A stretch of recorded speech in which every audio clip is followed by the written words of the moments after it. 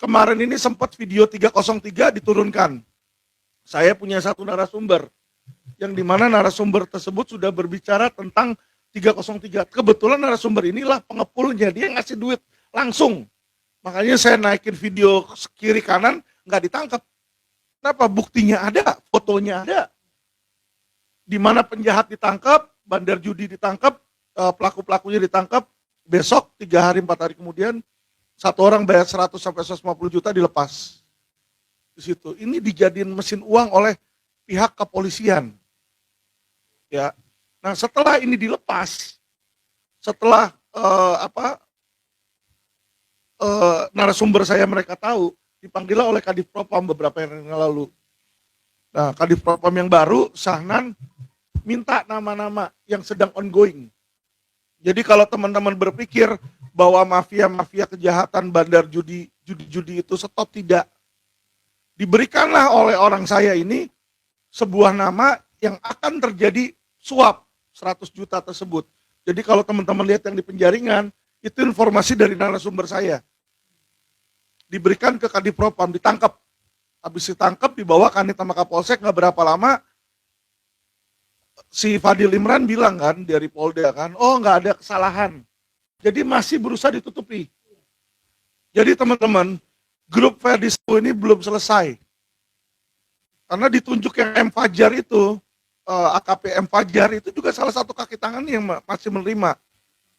Merusak negara, teman-teman. Jadi kalau kita bilang stop rekayasa di sini dan berpikir dengan berakhirnya Ferdi Sambo dan berakhirnya Satgasus ini selesai, tidak. Sorry, akan ada regenerasi kalau saya lihat. Kenapa? Karena praktek yang sama masih ada terus. Dan Kapolri saya sudah WA terus-terusan, saya udah bilang, Pak, kita nggak usah, saya minta untuk Bapak tuh tegas. Bapak laki-laki, jenderal. Kenapa mesti takut? Saya bilang. Lo bener. Saya sampai bikin video, saya bikin pernyataan, ya kan, oknum Jenderal Banci. Marah kan AKP Pujiarto, saya dilaporin ke polisi. Jadi dibilang, Banci bagi saya ini bukan jenis kelamin. Tapi seseorang nggak perlu jenderal, kalau dia berani menegakkan keadilan, masa takut sama anak buahnya? Jadi gini loh, kita bodoh-bodohan aja, sorry. Saya bukan memprovokasi ya. Saya nanganin langsung, saya punya bukti langsung, saya punya pengalaman langsung. Investasi bodong di Polda Metro Jaya tidak ada satu pun yang berjalan. Itu aja seharusnya sudah menjadi raport untuk supaya Fadil Imran dicopot. Bagaimana dia bisa mengetahui, dia mengetahui loh terjadi itu. Malah yang ada teletabi kan, peluk-pelukan, menunjukkan kepada anak buahnya, saya dukung orang ini, kan gitu kan. Sehingga penyidiknya juga semua jadi takut. Di sini penyidik juga mau menangani kasus Brigadir Joshua, dia pasti akan takut, dipikir, gila Jenderal Bintang 2, bosnya bos saya, sudah memblessing ini orang, nggak akan berani Pak. Nggak akan berani, saya kasih satu contoh. Saya kemarin itu waktu Indosuria nggak jalan, ada aset 200 miliar yang hilang. Saya laporin seorang Jenderal Bintang 1 dan Bintang 2 ke Propam. Itu aja susahnya setengah mati. Laporin ke etik loh, masih Propamnya. Jawaban mereka, Pak, saya cuma bingung, Mbak, nanti yang mau meriksa siapa?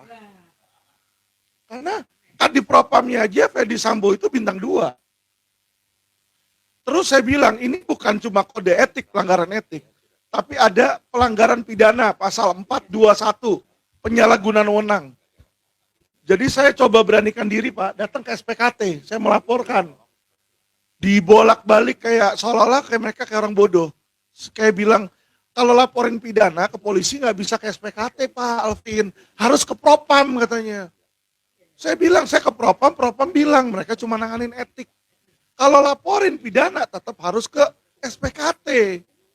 Jadi nggak berani dibolak-balik, intinya mereka nggak berani menerima. Disinilah kita melihat bagaimana seorang oknum kalau itu adalah aparat penegak hukum pangkatnya tinggi, ya berkuasa, tidak akan berani dilawan, gak akan berani ditindak. Ya, jadi saya melihat saat ini yang ada bukan hukum adalah panglima, teman-teman, tapi uang adalah panglima.